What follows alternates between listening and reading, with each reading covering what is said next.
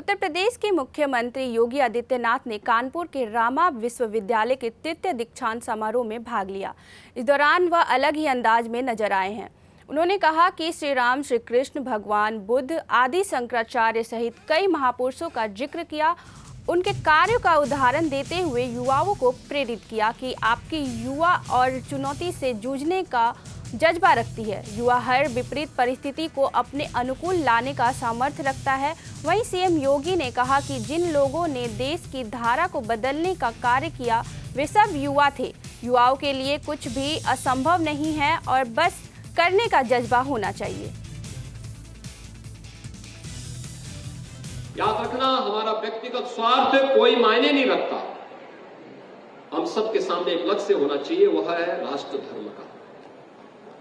मेरी कोई भी मत और मजहब होगा, कोई भी उपासना विधि होगी, वो कोई मायने मेरे लिए नहीं रखते। अगर वो मेरे राष्ट्र धर्म के सामने आड़े आ रहा है तो मुझे उसको एक और करना पड़ेगा। अपने राष्ट्र धर्म को सर्वोपरि मानना पड़ेगा और राष्ट्र धर्म को सर्वोपरि मान करके अगर हम कार्य करेंगे तो भारत को दुनिया में आगे बढ़ने से कोई ताकत रोक नहीं पाएगी। याद करना, पूरे विश्व का ध्रुवीकरण भारत के इर्द गिर्द होने जा रहा है। अगले 10 वर्ष की यात्रा को अगर आप देखेंगे तो यात्रा शानदार तरीके से आगे बढ़ रही है और उस शानदार यात्रा के लिए आपको अपने आप को तैयार करना होगा।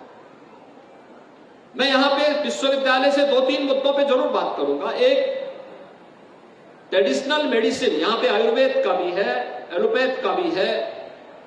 ट्रेडिशनल मेडिसिन और मॉडर्न मेडिसिन को जोड़ करके कैसे आप एक अच्छा कार्य आगे बढ़ा सकते हैं, इस पर व्यापक रूप से आगे बढ़ने की आवश्यकता है।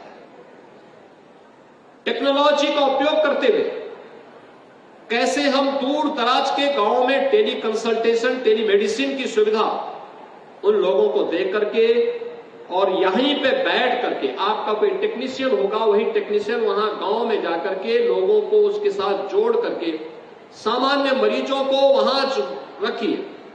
जो गंभीर मरीज है उनके लिए हॉस्पिटल की सुविधा हो, अनावश्यक भीड़ भी दूर होगी, लोगों को गांव में ही सुविधा प्राप्त हो सकती है। बहुत आसान है, बहुत अच्छा हो सकता है।